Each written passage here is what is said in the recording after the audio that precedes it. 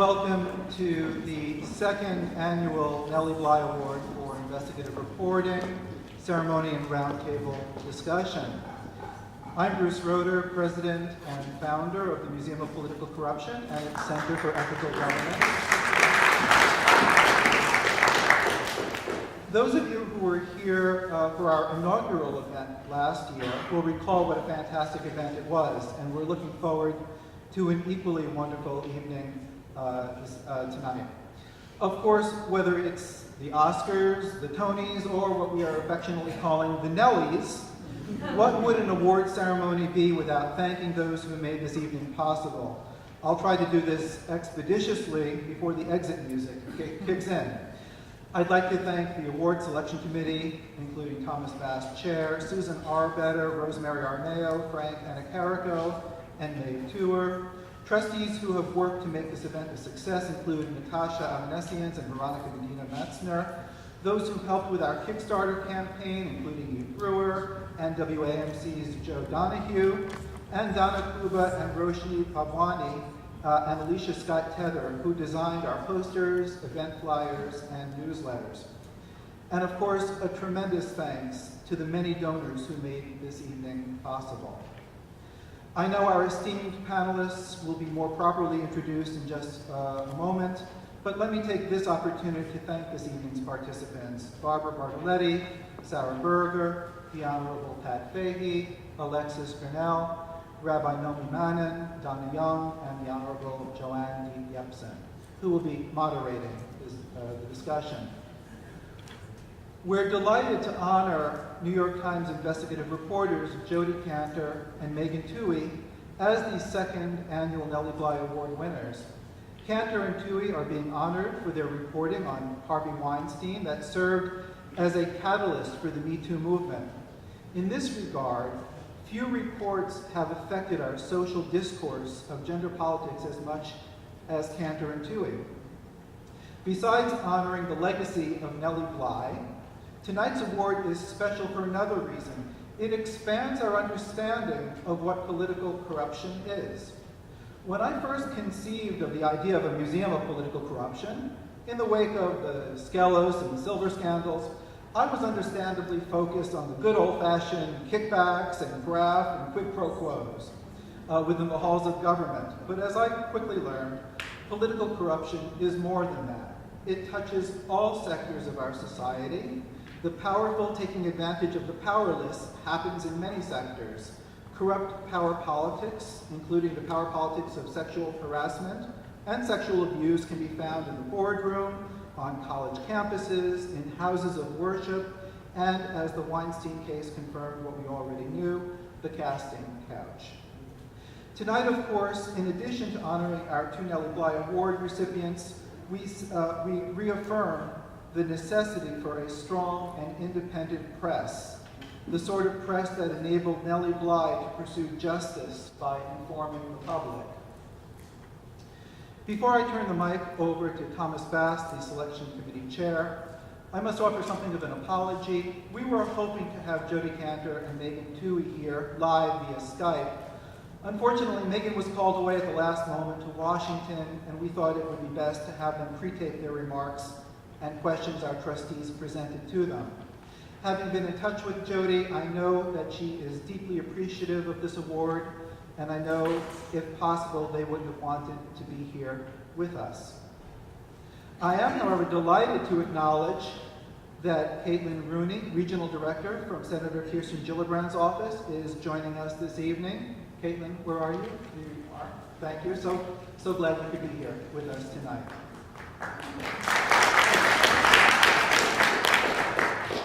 Of course, my last thank you goes out to all of you for coming out this evening. It is through your support of the Museum of Political Corruption and our programming that our mission to create better government will be fulfilled. If you want to get involved with what we're doing, we invite your participation. Please contact me, and I'll be delighted to let you know more. With that, let me hand over the mic to the chair of our award committee, Thomas Bass, who will speak about the winners and the importance of their work. Thank you very much. Thank you very much, Bruce. We owe a big round of applause to Bruce Roeder for bringing us home. he's the spring, he's the motivator who's got this clock wound up and running, and we're very grateful to him for doing so. I have virtually nothing to say this evening because Bruce has already thanked the selection committee for the Nelly Bly Award for Investigative Reporting. I do need to thank the audience this evening. I need to thank the people who raised the money through a Kickstarter campaign. And I pulled up an interesting figure. Could you speak a little louder? Sorry, is this microphone not working? It's working now? Oh, there. How's that? Sorry. Yes, as I was saying, we raised the money for this. We've raised over $5,000 in Kickstarter funds. What's interesting is that journalism projects on Kickstarter have a success rate of a mere 21%. Journalism projects that are successful 2 years in a row have a success rate that verges towards 0. So there has been remarkable support for this award and remarkable enthusiasm. My UAlbany students put together the Kickstarter campaign initially. They put it together again this year. My great thanks to them for doing so. And I will thank them in advance for doing it again next year.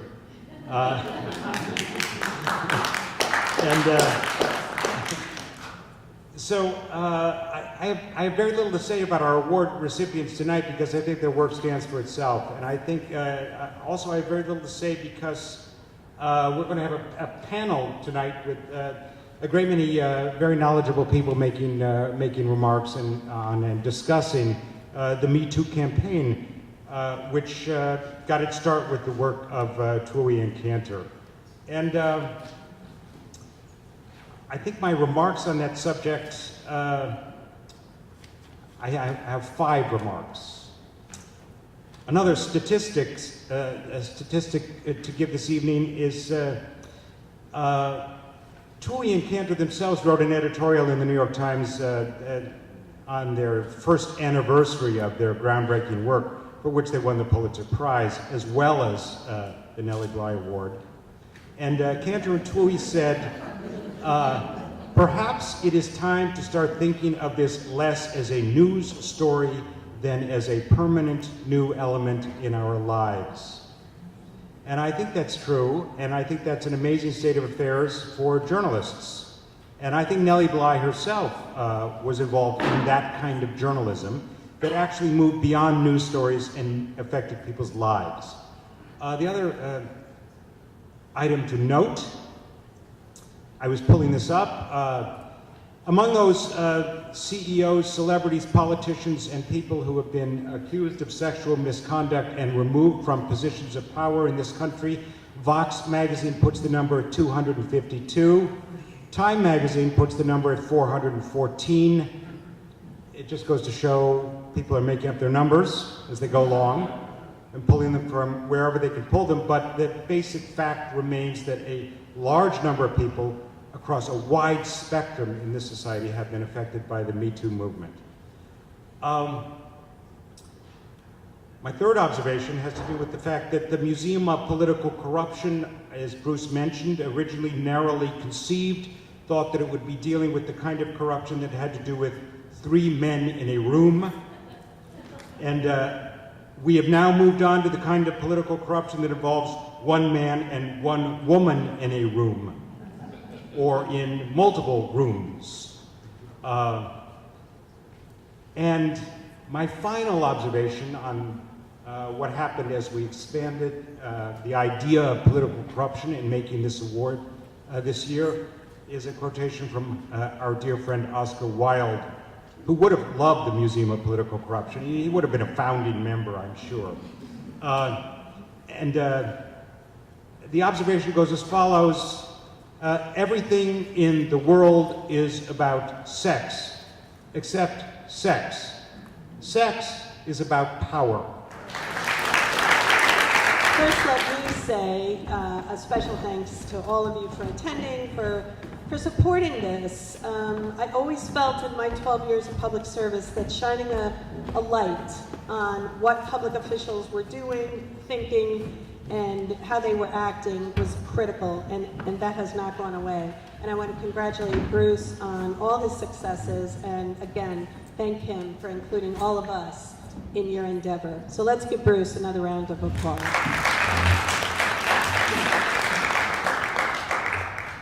In 2020, this country will celebrate 100 years of the women's right to vote. 2017, New York State had its centennial for the women's right to vote. This year, on Election Day, we sent another 100 women to Washington, D.C. And we've also, thank you can clap for that. Also, we selected this week the first woman, African-American woman at that, as the leader of the New York State Senate. On October 5th, 2017, these very highly esteemed reporters broke a story. It's not a new story. It's a story now with a name, with a hashtag. The hashtag is not new either. We've worn black in solidarity at events. But where do we go from here? The ERA is still not passed in this country. The ERA is still not passed in New York State. That will help. But this is about sexual assault and how the free press and the independent press help to move the women's movement and the ERA and everything that will make life a little more fair for women forward. And our esteemed panelists tonight all come wearing different hats. And that's what I just love about all the panelists. You put together an amazing evening, Bruce.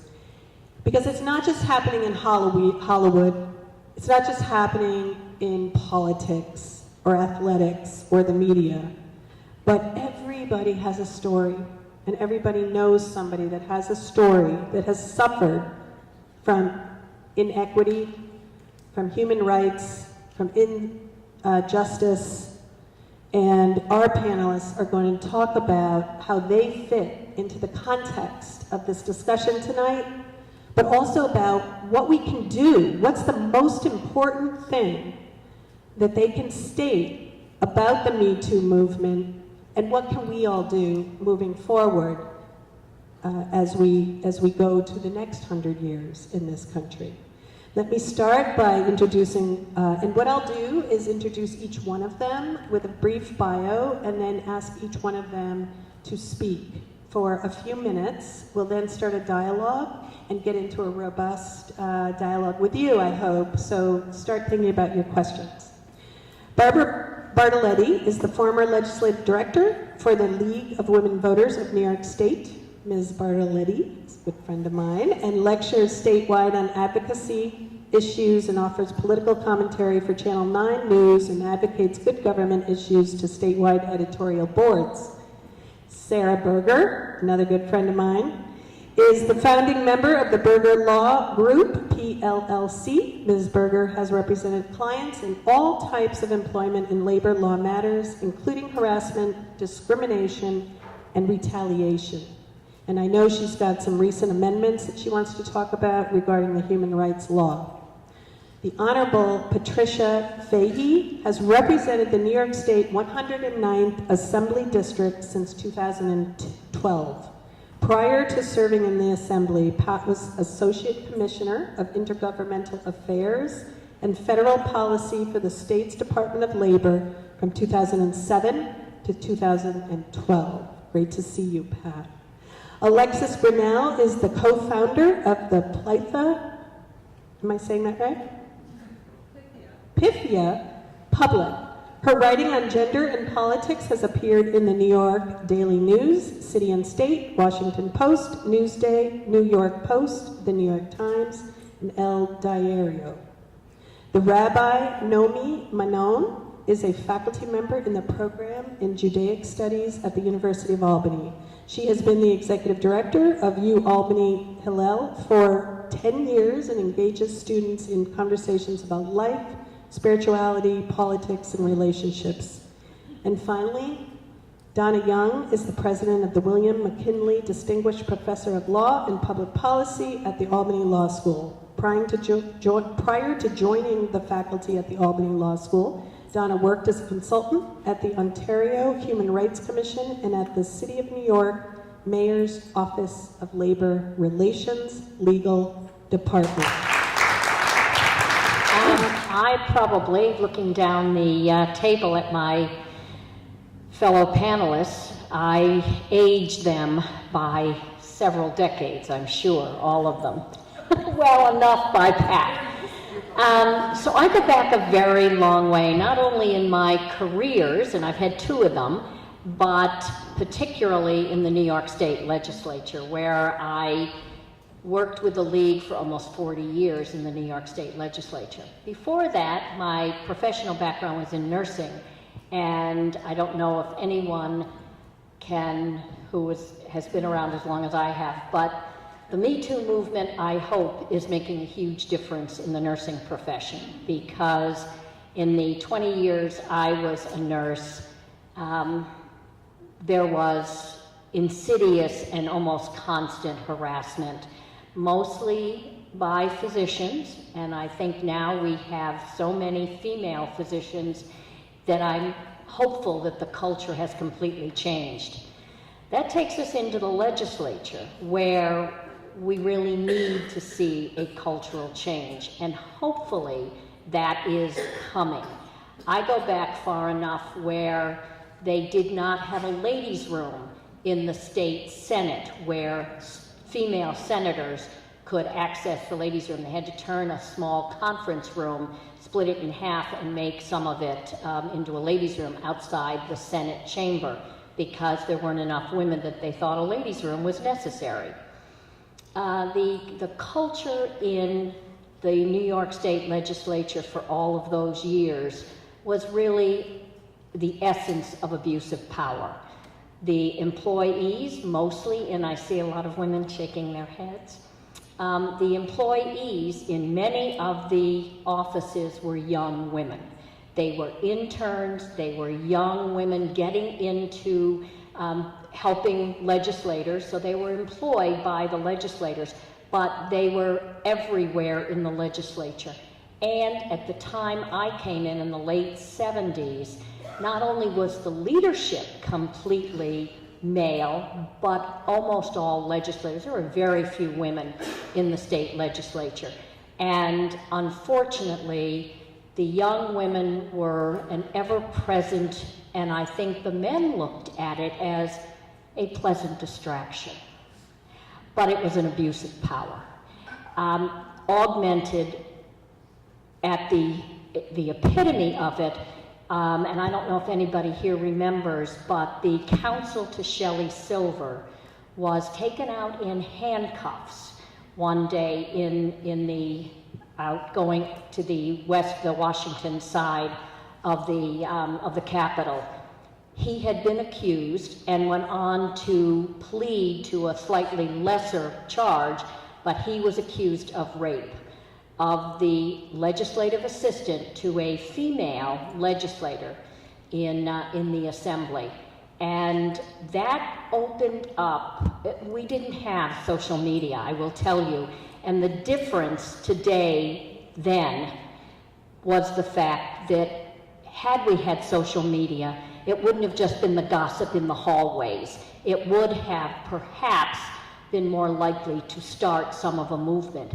But the downside of the time I witnessed, I guess the thing that made many of us feel the worst, was that the male legislators, it was just something that we could blame the victim. So at one point, and I think it was actually before Pat came into the legislature, at one point, because we had a lot of interns, they made the interns, believe me, they made the interns wear around their neck a sign in red letters that said intern. And that was supposed to be so that they could not attend the post-session receptions where there was alcohol served. And ostensibly it was, well, they may not be of legal age. It was actually to notify the legislators that hands off. You shouldn't touch them. They're below age for other types of activities. There were areas in Albany, the specific bars. I'm not sure it still exists, but Justin's, I don't know if anybody remembers Justin's. That was a hangout where legislators often frequented, and we had one incident where the next day a legislator ended up on the floor of an intern's apartment. And all of this was just to be acceptable behavior. This is just what happens because after all, legislators are away from home, they have time on their hands after session. And until we actually decided, and it was, we had another incident, the legislator's no longer there. It happened in his district office, but it was so grotesque, and he was expelled from the assembly. But the only way, I think, to get past that, the abuse of power, the taken for granted, I'm a legislator so I can get away with it, I think has been the changing of the culture because we now have many more women inside the legislature, women in positions of power, where the culture hopefully will continue to change and it will not be acceptable for this to happen. It is an abuse of power. It isn't acceptable. And until we actually all play our parts for making sure that we, as the Me Too movement has done, the hashtag MeToo, we didn't have social media. I think that has helped a great deal in galvanizing and making this movement the movement it has become. So we will carry on, I hope, and within the halls of government, and I hope it happens in hospitals, I hope it happens in commerce, businesses, that we can change the culture to make it unacceptable for people in power to use their abuse of that power to the most vulnerable, those people that have to have a paycheck and therefore say, I'll just suffer through it, I'll just ignore it, I need this paycheck, I have to feed my family. Many of the nurses I worked with felt exactly that way. I just will get through this. We shouldn't have to get through it anymore. Thank you. Thank you, Barbara. I'm going to ask Sarah Berger to go next. Thank you, Joanne.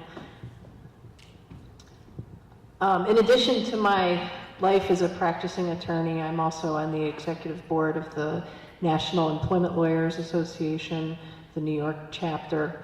And as a board member, I'm also a member of the legislative committee. As an organization, we work with our colleagues that practice primarily employment law on behalf of individual employees to educate themselves and for us to educate each other about what happens with our clients in the workplace and what we can do to help advocate for their rights and protect them from harm or future harm, either financially or with respect to their actual job. As a member of the legislative committee this past session, we worked tirelessly on the New York State human rights law proposed amendments, and when it was all said and done, we ended up with amendments that were built into the budget bills. Overall, the amendments were meh, in my opinion. However, there were certain aspects of the amendments that I think are arguably helpful. One of which is a requirement that all employers in New York State, regardless of their size, must now have a sexual harassment policy and must now train all of their employees annually with respect to that policy. That is a new requirement.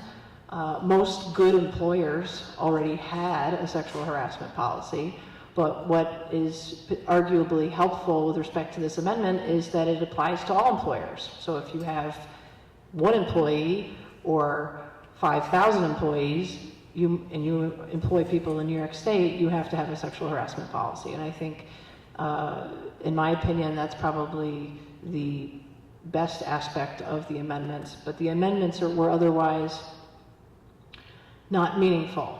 And one of the things that I wanted to talk to everyone here about today was to provide you with some information about that, and also ask for your help, because this coming session we intend to advocate for additional amendments to the New York State human rights law so that we can continue to advance the ball and really truly be at the forefront in a pioneering state. We're in this regard. We are not. We are behind New York State. It's not true that New York State law is stronger than anywhere else in the country. That has been stated numerous times publicly by the governor's office, and I respectfully disagree with that statement. But we are on the path that we did something this year, which is better than nothing.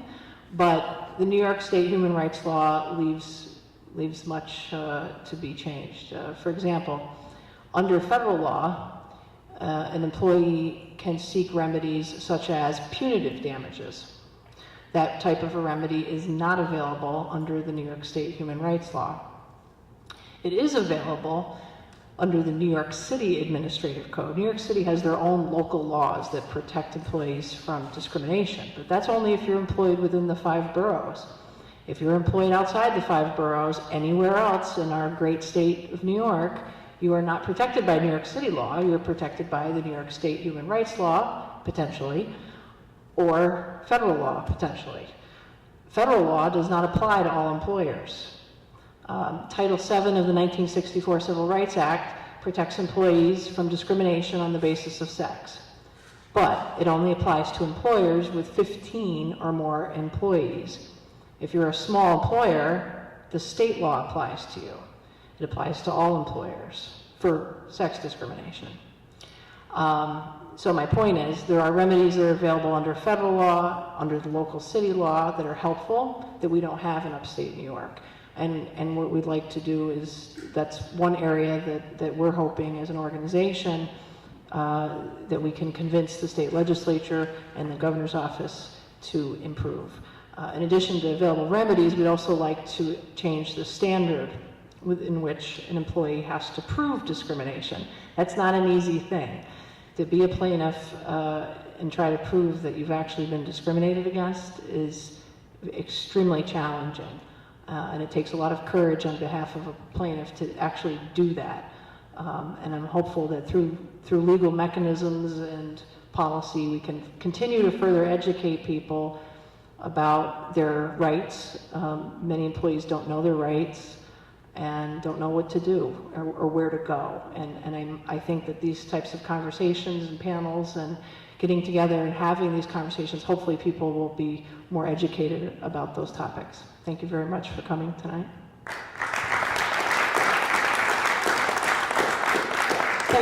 Thank you, Sarah, so much. On to Assemblywoman Pat Fahey.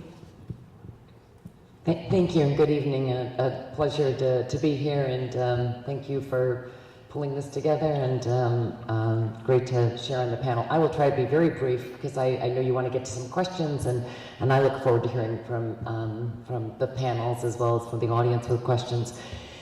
Clearly there's been this, I think probably the most profound thing. It's hard to believe that it was just a year ago, first of all, that probably one of the biggest of the Me Too stories broke with the Harvey Weinstein story. It's hard to believe it's just been a year, but there has been this, I think, I try in my world to look at the glass half full, because otherwise it'd be hard to get up in the morning if you didn't look at the glass half full. And I think it has led to this incredible collective soul searching, and I think that's been really positive. And I've seen that not just from women, but men and corporations, companies, government, all the way around. And I think it's, I think it's been painful, especially for women. As Barbara said, it took her back to her nursing days. Certainly I went back a number of decades thinking of incidences and thinking of women and thinking of the impact.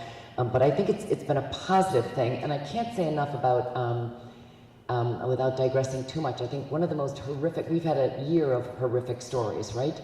But one of the most horrific of all of them is the Khashoggi, the murder and dismemberment of the reporter from one of the most renowned newspapers in the country, if not in the world, right? And so I guess the best part of tonight is to see and to hear those reporters talk about the power of the press and the story they broke. And yes, while they gave credit to social media, and I tend to at times be pretty negative about social media because we've seen the negative side, from Russia, from the vilification we all know the negative sides to the effect it's having on children, or the addiction of social media and screen time.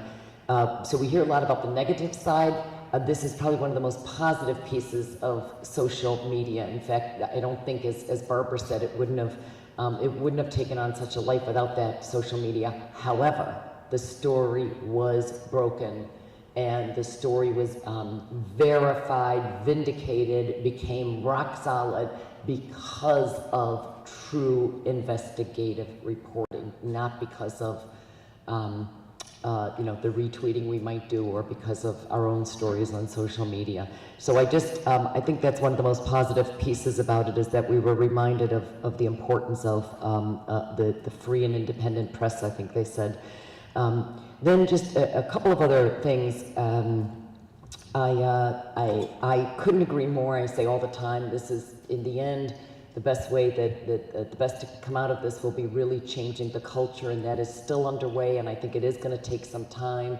But we, again, looking at the glass half full, I think there have been tremendous strides made. I was saying to Barbara, I think we had a jump start in the New York Assembly. I came in at the height of the Vito Lopez scandal, if you will, and the harassment issues around that. Barbara reminded me Michael Boxley was long before then, but the Vito Lopez thing gave us a jump start. So we had already begun some of the work on sexual harassment policies, and I know in the Assembly we're considered to have one of the strongest policies, stronger than California, where we read about, and certainly stronger than Congress. Although I think now we'll see that adopted in some version of that adopted in the New York Assembly. But the bottom line is, as much as we try to change the culture, I think one of the things that, maybe one of the reasons we're all here, is how do we maintain the vigilance to make sure the beginnings of these cultural changes and shifts that we're seeing are maintained, and that we truly are changing the workplace. And I'm just going to stop there because there is just so much to talk about. But again, it's thank you for doing this. I see it all as very positive. Thank you. Thank you, Assemblywoman Alexis Grinnell. Oh, sure. So I think I probably wake up a little bit less on the glasses half full side of the bed. I'm probably relentlessly critical. I'm a political strategist, but I've also had a parallel career as a columnist writing about gender and power in New York State.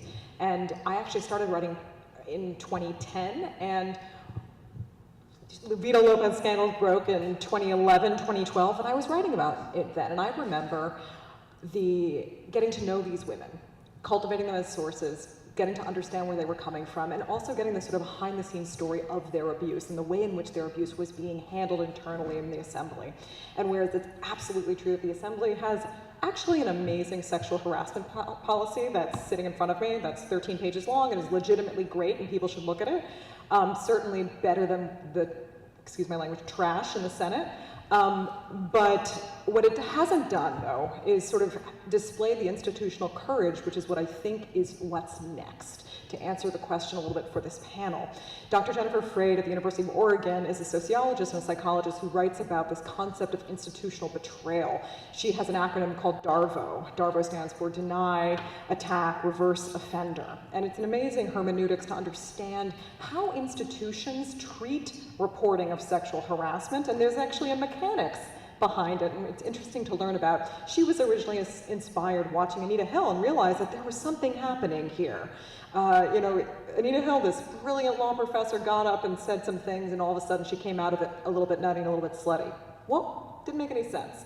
So Jennifer Freyd has devoted a lot of her career to understanding this mechanism. We saw that in the assembly here too, certainly in 2012. Vito Lopez may have been ejected, but Shelley Silver stayed until a few years later, when he was ultimately canned for the more traditional kind of corruption. And that is why he is going to jail, not for systematically denying women their human and legal rights. And that includes Elizabeth Crothers, who was raped in 2001 by Michael Boxley, who proceeded to then leave the assembly in handcuffs and become a lobbyist at Brown and Weintraub for 15 years. He was recently let go from Brown and Weintraub this spring, and I'd like to think my interview with Elizabeth Crothers in March and the column I wrote about her might have had a little something to do with it. But the fact is, a lot of the... It is Elizabeth who deserves the credit for when I called her out of the blue to be like, hey, you want to talk about that time you were raped in the New York State Assembly 17 years ago? And she said yes. So I want to actually take it back to the fact that I think social media has really helped survivors come forward as a community and increase that pressure on institutions and be unafraid to share their stories. And that's been the cultural sea change that I do very much credit social media for. And I'm very much with Pat that generally social media I find to be a very icky place as a woman who writes things about gender and power. My mentions are disgusting, but I am very happy about what it's done for survivors in particular. And I want to add that the laws that Sarah referenced, that the legislature rushed through in the budget this year, are wholly inadequate. And when we hear this repeated trope from the governor that they're strongest in the nation, they're the strongest in the nation, it is a perpetuation of the kind of problems that Me Too has identified of institutional betrayal. You have actually an amazing group of women who formed something called the Sexual Harassment Working Group. I encourage you all to visit their website, harassmentfreealbany.com. They put in the time and effort to research and produce a set of policy recommendations, and they have been vocally advocating for very particular changes to the law and for public hearings. And it's to my great delight that yesterday, the first female majority leader of a legislative branch, Senator Andrea Stewart-Cousins, said, yeah, I think we should have some public hearings about this. 215 days after these 7 women who were harassed in the legislature asked for them, and it's because there is a receptive media to them as well. So when we talk about also the role in the free press, it isn't just in reporting and doing the investigative work that Megan and Jody deservedly have devoted so much of their work to, but it's also being receptive. Those women were in the legislature before Me Too. Elizabeth Crothers was 2001. It is, I think, we're seeing also a sea change in the way reporters understand how to report these stories, how to talk to victims, and how to tell those stories. I've seen, at least in the time that I first started writing as a columnist in 2012, or rather writing about sexual harassment in 2012, the way in which sort of news media covered sexual harassment was a scandal. And scandal assigns guilt to someone in a way. It almost implies a relationship, sex scandal, as opposed to there being a guilty party and an innocent party. Sex scandals are mutual, and sex is part of it, so it's confusing. Even though sex is not really what's going on here necessarily, definitely not, rather. So I think that change is also critical and crucial, and that also requires reporters who are really learning as they go, because so many, it's really new. And I'm pleased to see this change in this descandalization of sexual harassment, but it also requires that pressure on lawmakers in particular every time they say something like, these are the strongest laws in the nation. And I'm happy to see, for the most part, there's always that coda following that sentence from a news outlet saying, actually they're not. So I'm going to turn my time over now.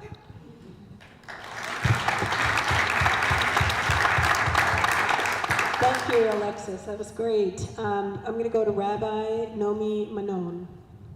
Okay, hello everyone. Thank you for having me, and this is such a fascinating panel. I love being on it. I'm learning so much.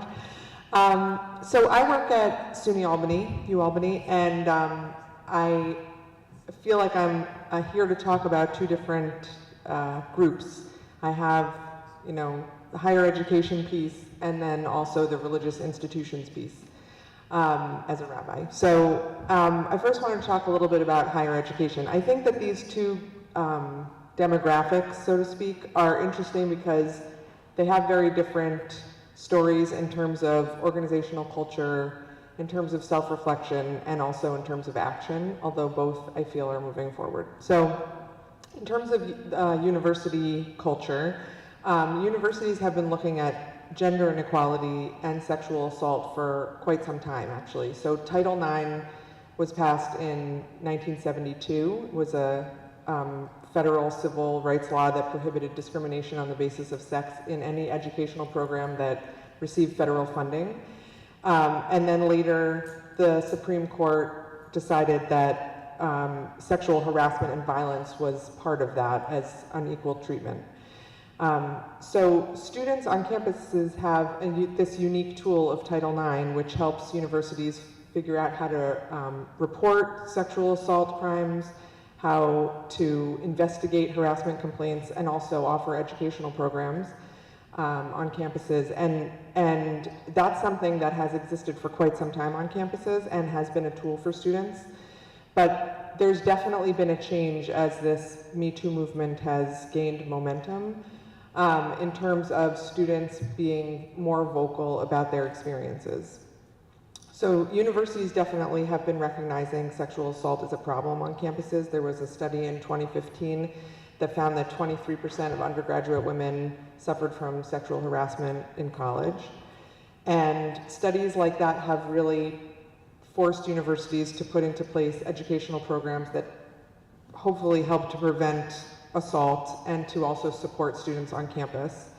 At UAlbany in 2014, they opened the Advocacy Center for Sexual Violence, and it helps in both of these ways, education for the campus on issues of sexual violence, and also assisting victims in getting help, going to the authorities, whatever they need. And so a lot of universities see the importance of both of these pieces, right? Education and then supporting students to help change the culture on campuses, which even though there are laws in place doesn't mean that the culture changes necessarily.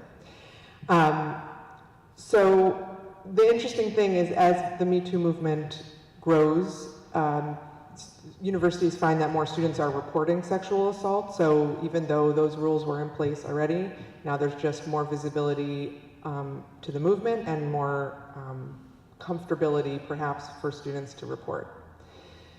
So the second piece is about religious institutions. And I'm not a congregational rabbi, I work at UAlbany, but I think I can speak at least to the Jewish communal piece of this conversation. So unlike the laws that sort of pushed higher ed to face the reality of sexual harassment on campus, religious institutions have been much slower to engage with this work. So for Jewish institutions, and I sense that it's true probably for other religious institutions, there tends to be a sense of this doesn't happen in our community. Yes, it happens in Hollywood or out there in this big corporation, but it doesn't happen in the Jewish community. And I think the Jewish community and other religious communities wanted to really believe that they were immune to the problems. But the interesting thing is that in the Jewish community, there have been organizations doing work around domestic violence for decades, but not really looking at sexual misconduct in synagogues, summer camps, schools, community centers.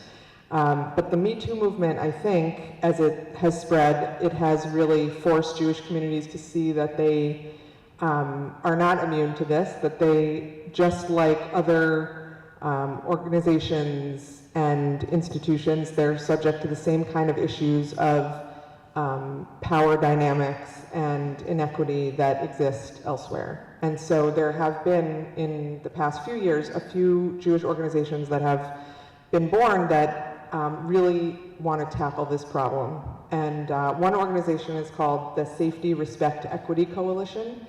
And they work to ensure that Jewish organizations, as a workplace, have rules in place about sexual harassment, education, about sexism and gender discrimination. And there are actually most major Jewish organizations in this country right now, so Jewish federations, JCCs, Hillel International, have signed on to their pledge to do this educational work and training of leaders and boards and making sure that people know their rights and understand what to look for. And so I think that the Jewish community now, definitely being pushed by the publicity around Me Too, has really started to look at this, the power dynamics between clergy and the congregations they serve, as well as communal leaders, and to really look at Jewish values and to move forward with a lot of education around these issues. So I think for both higher ed institutions and Jewish institutions, and probably broader religious institutions, I think a big piece has been education, and more education around these issues, that they do happen in our communities, and what people can do moving forward.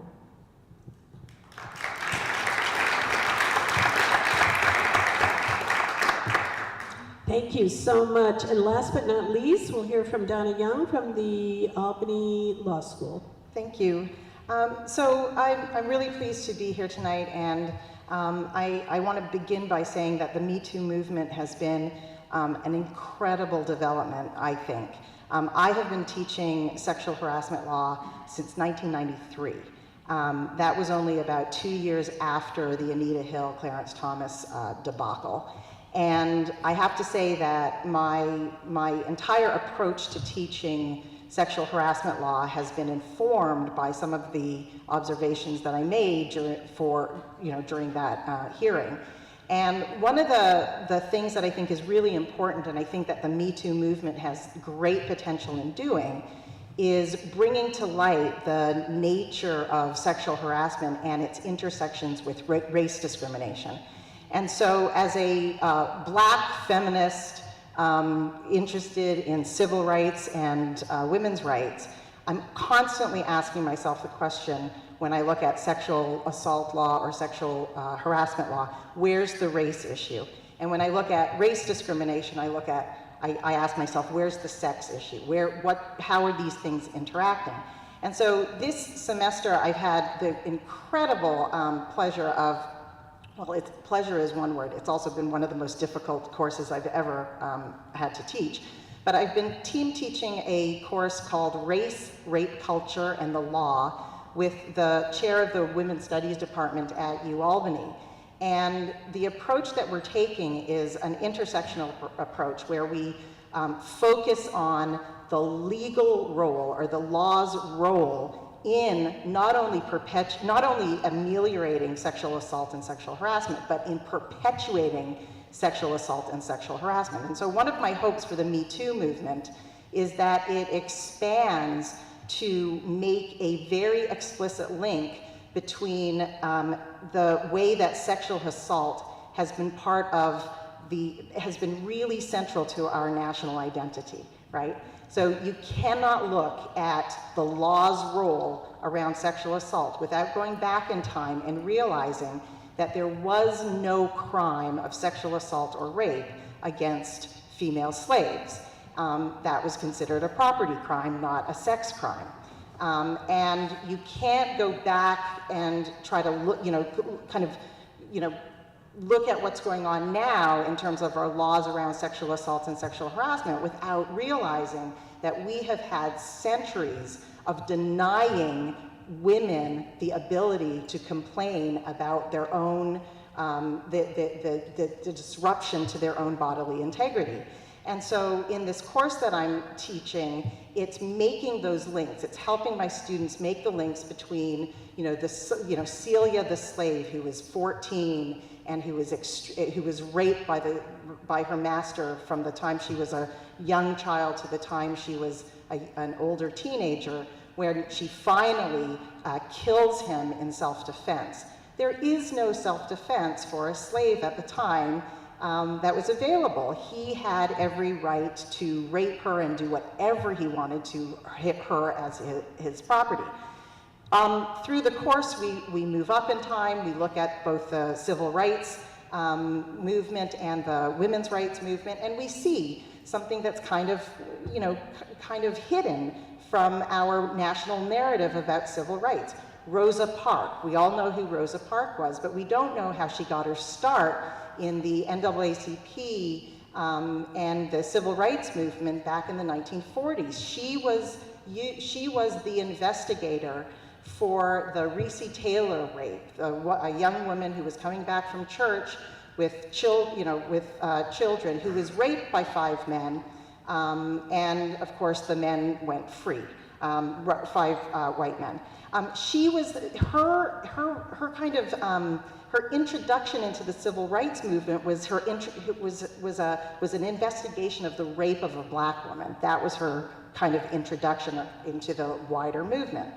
Then in 1986, we have the very first Supreme Court decision on sexual harassment, and the Supreme Court for the first time defines what sexual harassment is.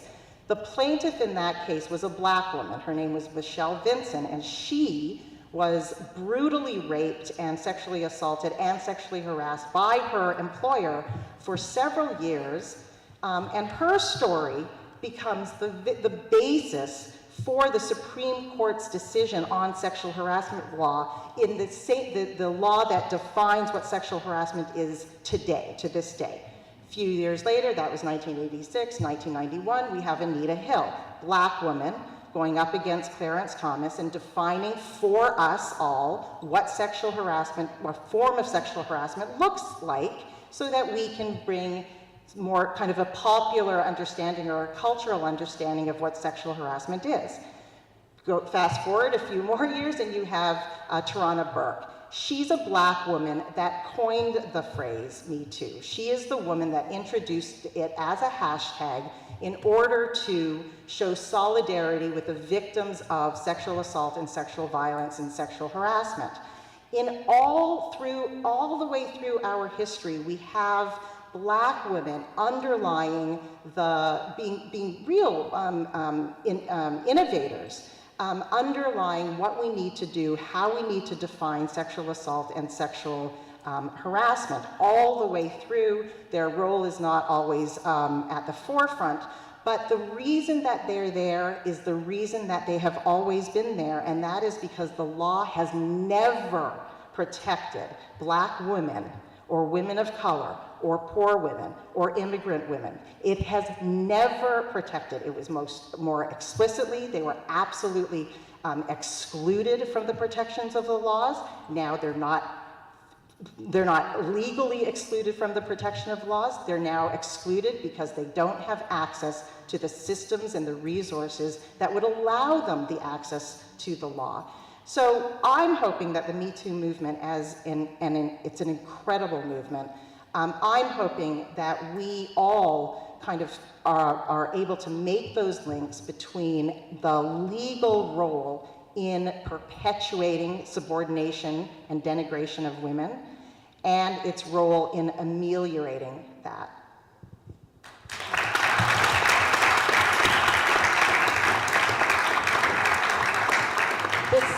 This panel is amazing, so I'm going to turn it over to all of you to ask them questions, because as you can see, the sexual harassment problem has existed for centuries, and as long as we can go back in time, and we still don't have a really proper law or solution nationally or on the state level. This runs through the religious community, this runs through the press, this runs through the legal community, and so on. So legislatively, we heard, so let's get right to you and some of your questions, and I'll just walk around with the mic to make sure everybody hears your questions. Yes, first. I actually have 2, and I'm scared of being greedy, so should I just ask the 2 and then, actually there's the first one I'm really... Here, let me give you the mic. Okay. I feel like a guilty feminist asking this, but do you sometimes think that sometimes there's a focus too much on little things like being called honey or something that might dilute the movement? Are there some things that should be overlooked to concentrate on the more egregious forms of behavior? Correct me if I'm wrong, but just for example, I was with the recent appointment of Kavanaugh.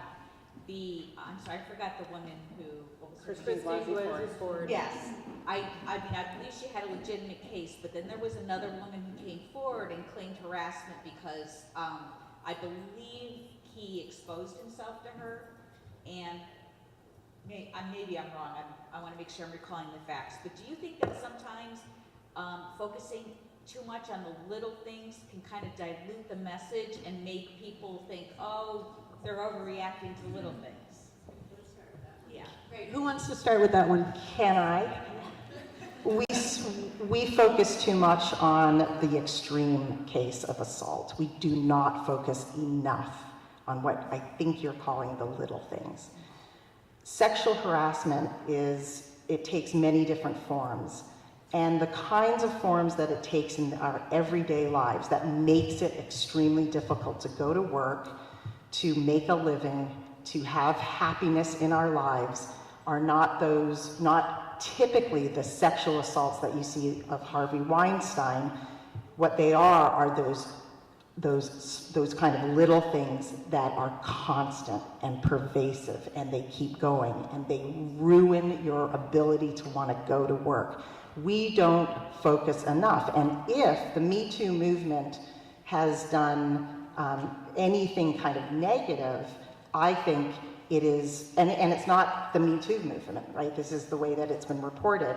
It has made it appear like sexual harassment, it takes that form, that extreme form, instead of the everyday kind of, small, degrading little things. Exposing somebody, exposing themselves at work, how is that a little, I mean, you go to work, you want to be treated with respect and humanity and a human being, and you're subjected to the most, and sometimes it's not even sexual.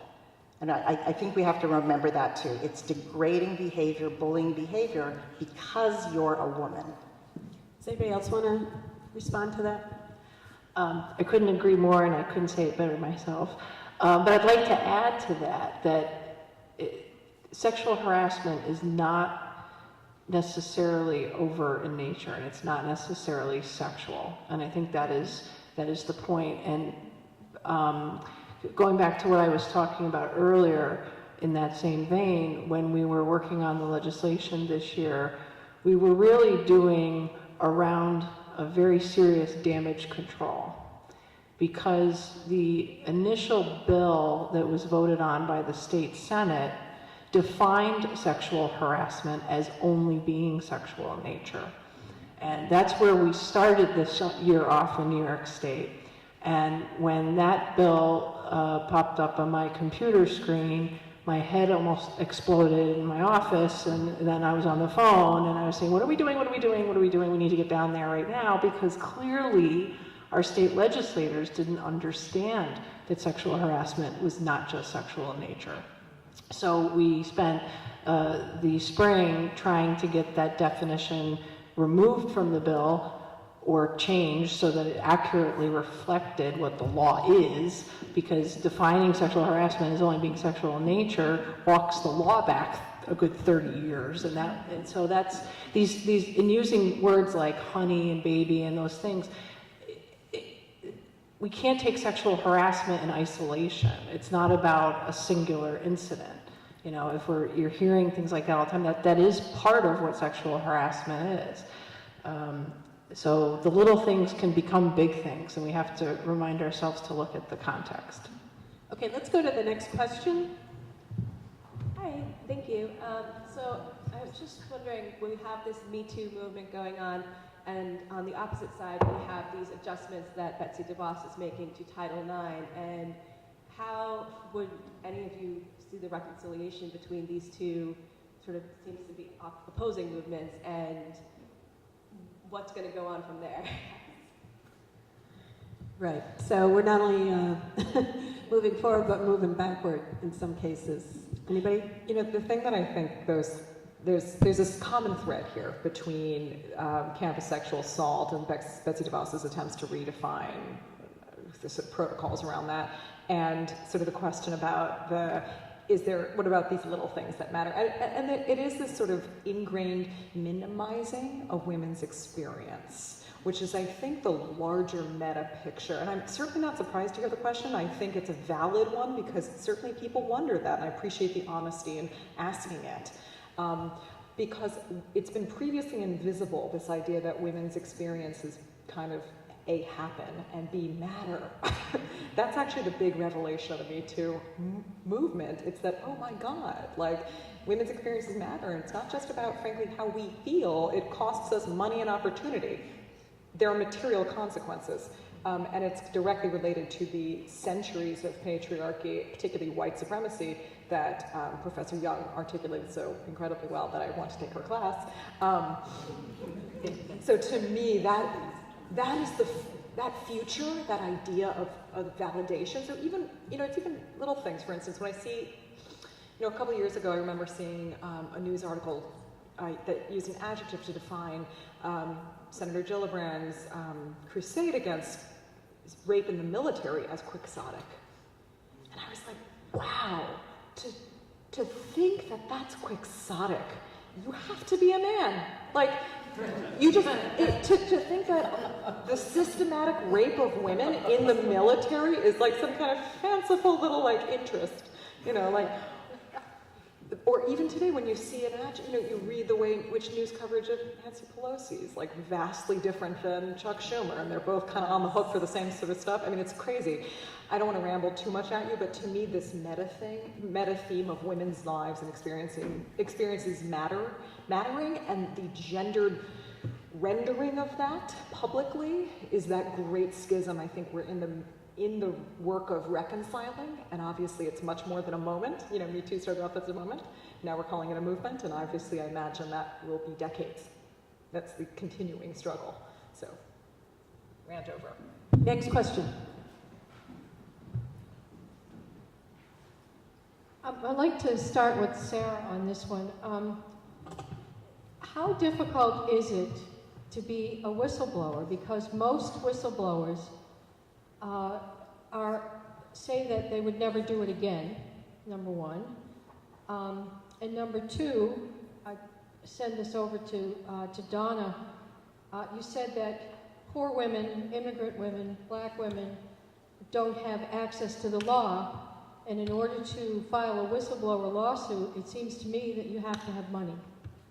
So where does that leave women who want to come forward and say that I have had some of these incidents happen to me with my boss, where we have a sexual harassment policy on paper, and if I file a whistleblower lawsuit, even though it says there will be no retaliation, there will be retaliation. How do you deal with that?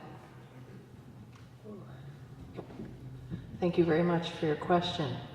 And if I understand your question correctly, you're asking about making a complaint of sexual harassment. Is that correct? Okay. So then the issue is, if you make that complaint, what happens to you and what can you do about it, right? Well, let's use a hypothetical. Let's say as an employee, you go to your supervisor and you say, my coworker is making comments to me, I'm uncomfortable, I don't like it, I want you to do something about it, okay?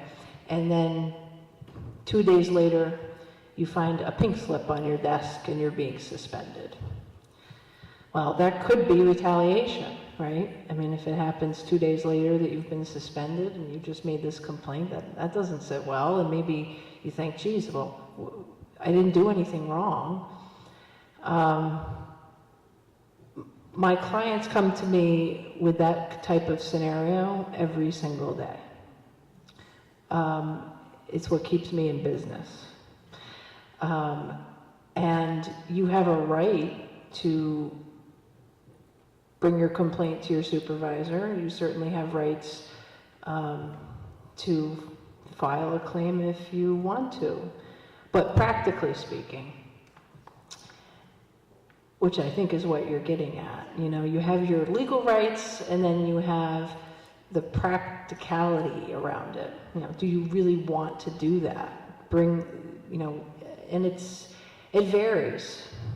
If I have a client that's lost their job and they were making, you know, and they can't find another job, then you have damages, and then it may be worth your while to bring a legal claim. And you don't necessarily have to pay an attorney by the hour all the time, and that's where it gets back to what I was saying before about the law and us making efforts and putting pressure on our elected officials to make these improvements and amendments so that you can bring a claim if you want to. It's very hard if you don't have a right to attorney's fees, for example. One of my favorite examples and things to talk about these days in the New York State human rights law is that attorney's fees are only recoverable for sex-based discrimination, not for any other type of discrimination. So when I represented an African-American gay female against her employer, she fit in 3 different protected categories. When I spoke at the New York State Legislative Women's Caucus in February of this year, I pointed out to the governor's people who were in the room, I said, please, please, please, whatever amendments you make to the human rights law, please make them apply across the board, because I can't take my client and pull them apart. Discrimination does not happen in isolation. And that client was a client that I represented and brought both race and gender discrimination claims. And then what am I going to do? I'm going to say, like, oh, well, you can get your attorney's fees for the sex-based part of this, but not the race-based part of this. I mean, it's totally idiotic, but the truth of the matter is that's the state of affairs in New York State right now. And it's quite frankly shameful. So what we really need to do is change the law. Attorney's fees should be available so that you have that protection and those potential options to you if you want to be able to pursue it. I could go on and on and on and on about this, really, but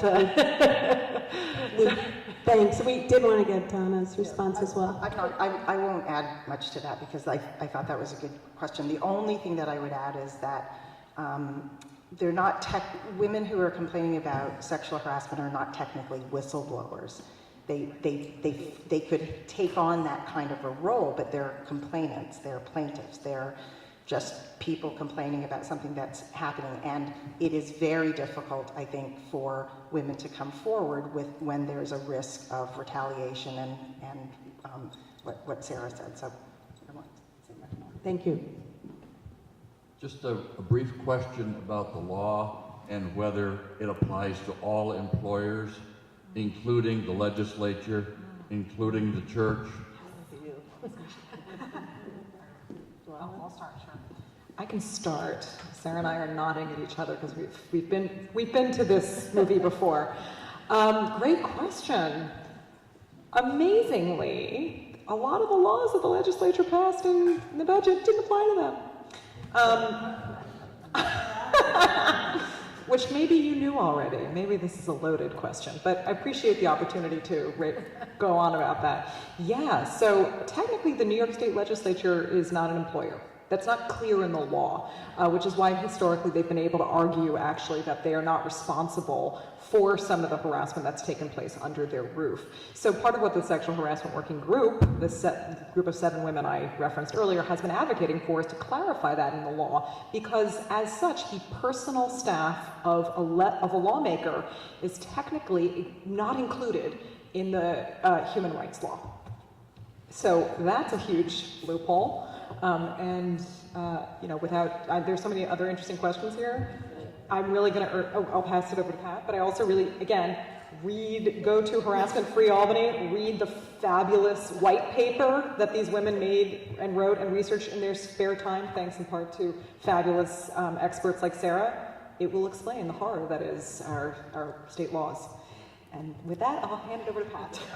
I'll give it right on to Sarah. I was just going to say I am I'm sorry to sound glass half full again, but I'm pretty optimistic that we will see some changes on that next year. And you know, that the work is not done there, and certainly as we're seeing many changes that were discussed tonight, especially here in the state and in the state Senate, I think we'll see that revisited. And as Alexis mentioned, we had already made some pretty good progress here in the Assembly, and I think we'll so to be continued. That's all. I'm going to try to fit in a couple more questions, and then hopefully the panelists can stay afterwards. Could I ask the other part of that question was the church?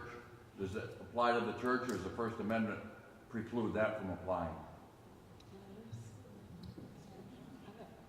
It depends on the role. As an employer, it applies to the church. Okay. So if a church can be sued for sexual harassment or sexual assault or race discrimination, it gets a little bit more complicated, I suppose. But And I did read, it also applies to subcontractors. In other words, if you're a construction firm and you're subcontractor, so it does apply there too. That you know you're liable as well, and I think that will prove to be one of the more effective pieces of that. The church and state.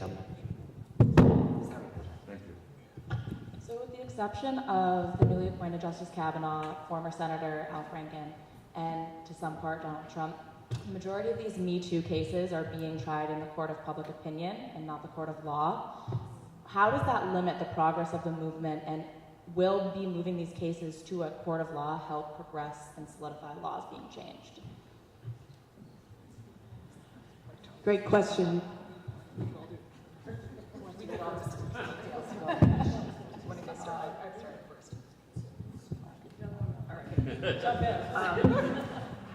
Thank you for the question. I believe that historically, and maybe Professor Young could confirm or deny my opinion here, change has really been effectuated through litigation in the courts in terms of the law. For example, the U.S. Supreme Court held in, 1880 or 85 or somewhere around there, in Plessy versus Ferguson, that separate but equal was okay. That's where that notion came from. It took Brown versus Board of Education in 1954, how many years later, to reverse the law? That was all done through the courts. Then we didn't adopt the Civil Rights Act until 1964. So, I think that the most meaningful change comes through the law and through litigation and over time, and that helps to change our culture ultimately and how we think of things. However, I think public opinion, you can create a movement which Me Too has, by creating the public opinion. And I think public opinion got so, it reached a peak, and even the Al Franken, who was a comedian, and whether it was part of his routine or whatever, but the public opinion turned against him. Unfortunately, we have not seen that public opinion, or we didn't see that public opinion turn against Mr. Kavanaugh. And that, I think, I had hoped that the movement had progressed to a point where people would have said, oh God, no, we can't have this man on our highest court. It didn't. That was disappointing. But I think in general, you have to have public opinion. Laws change when legislators can do nothing else, because the public opinion has fostered the need to change the law. And I think the Me Too movement, hopefully, as it creates its momentum, will put pressure on legislators at large to start changing the laws. And again, with a lot of advocacy from the women at this table. I'll just add to that really quickly. I think Barbara's totally right. But, part of the reason lawmakers, react to public opinion, which is why it's important to vote, which is why we have this historic wave of women entering Congress. That's not litigation. That's not even changing laws. That is the court of public opinion, literally. So, last note on that, but it matters. Thank you. Just one other thing. For different movements and different issues, the court either leads or public opinion leads. And I think it goes back and forth. I would say, for example, marriage equality, that was public opinion that pushed the law. For the civil rights law, that was the law pushing public opinion. So I think it depends. And I don't know right now where the Me Too movement fits within that. I do think we're seeing a backlash against some of what's going on. I don't know how that's going to be affected in the courts. I'm very critical of the courts and the legislatures. I think they are status quo oriented to the extreme and really need pushing from us. And that's why I've been trying to encourage my students to do stuff outside of the law. Activism. It's part of how we get things changed.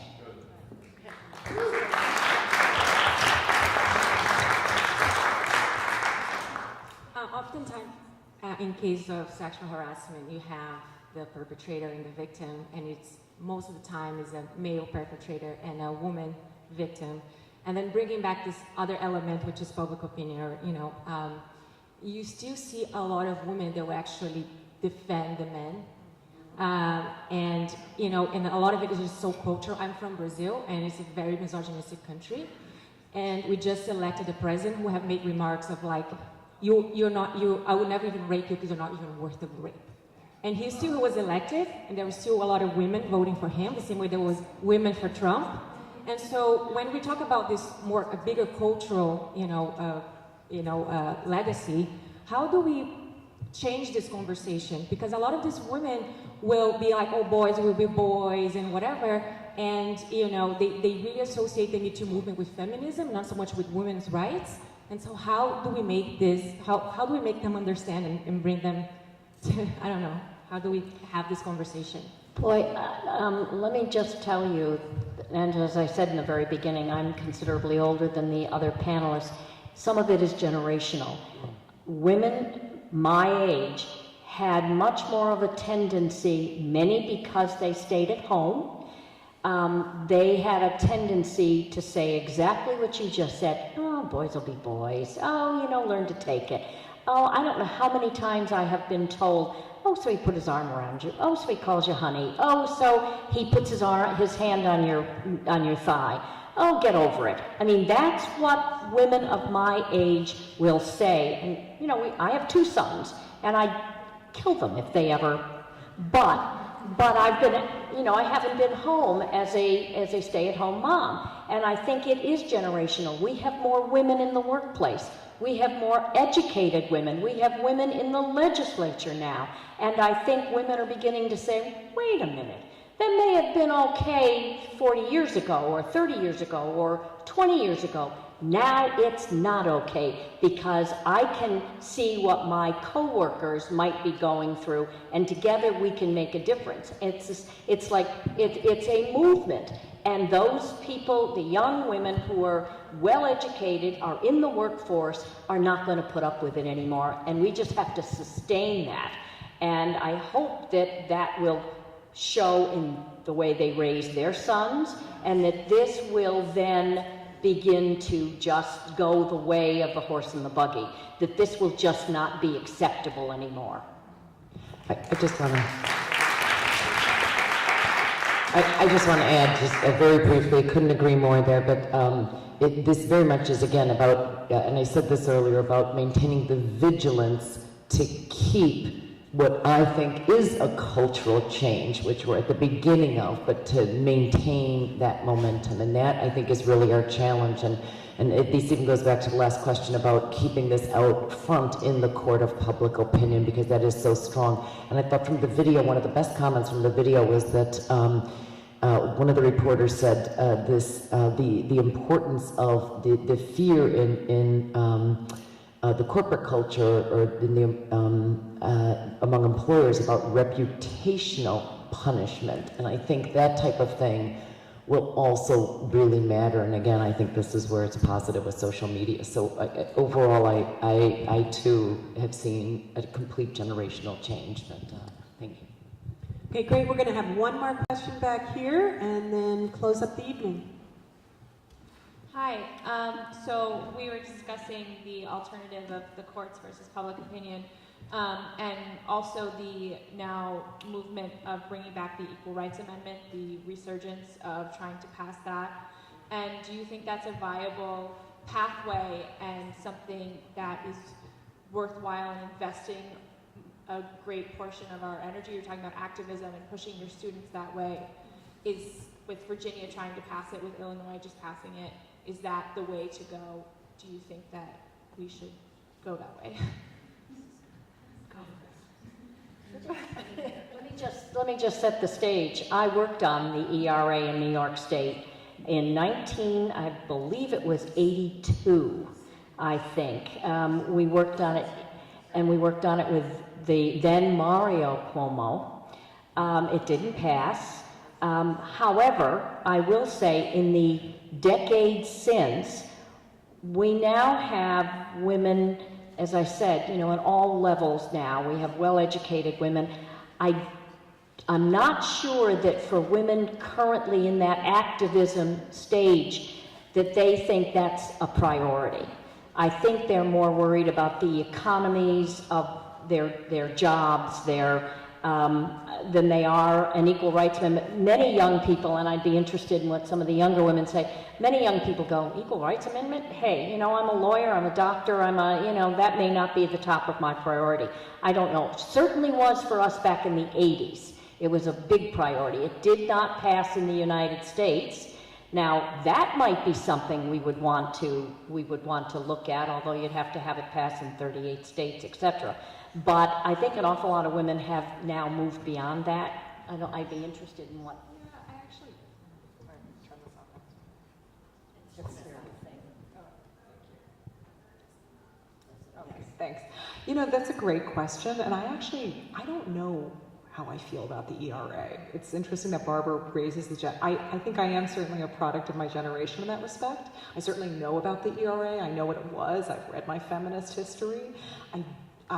When I think about my own investment of my own resources, the ERA is not my priority.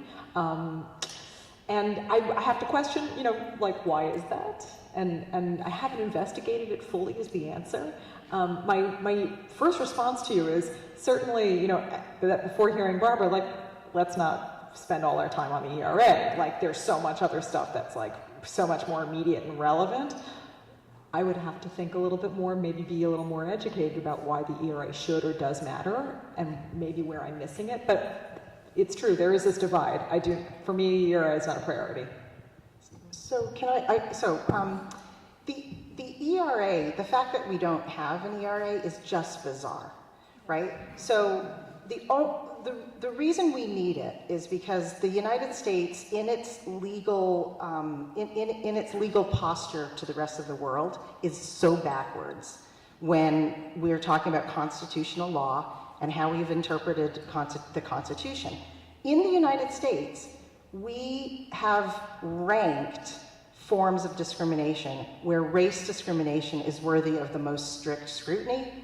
Then there's gender discrimination, which is not as serious as race discrimination, and therefore it's the intermediate scrutiny. And then there's the lowest scrutiny, things like, you know, sexual orientation and things like that. In every country that has come up with its own constitution within the last 20 or 30 years, every single country, Canada, India, South Africa, Australia, New Zealand, Germany, maybe not the last 30, the constitutional framework in other countries have rejected what we're doing in the United States because it's insane. And all we have to do is to look at what Sarah said, right? You have a trans woman or a lesbian black woman who's complaining about discrimination. How on earth, and this is what we require in the United States, we require that person to choose one because it has got different levels of scrutiny. Some defenses are available for some forms of discrimination, but not for other forms of discrimination. So until we have something like an ERA, which prioritizes sex discrimination in the same way, treats it, then we're lost. We're lost. So even though the ERA is not high on many people's agenda, it would bring us in line with modern constitutional jurisprudence that's available in the rest of the world that we just simply don't have here. And the reason we couldn't get it back then, and she has now died, was to a great extent the Phyllis Schlafly movement. And it was a religious movement. It was, you know, how dare you, this is religious freedom, and women are supposed to be subjugated to men, and you can't change that religious movement. That has died off, I think. Maybe not. Maybe not. But it would be interesting to see who would pick up. I don't know if they're still in the legislature, somebody who's currently in the legislature. New Yorkers for something freedom. New Yorkers for they're a right-wing religious organization, shall I say. Anti-abortion, anti-gay, anti-woman, anti. I don't know if they were quite powerful within the last decade. They were quite powerful in the legislature. I don't know maybe if they've subsumed themselves into another organization, but there was definitely religious resistance, and that's why we couldn't pass it in 1982. Hey, we're how many decades beyond that?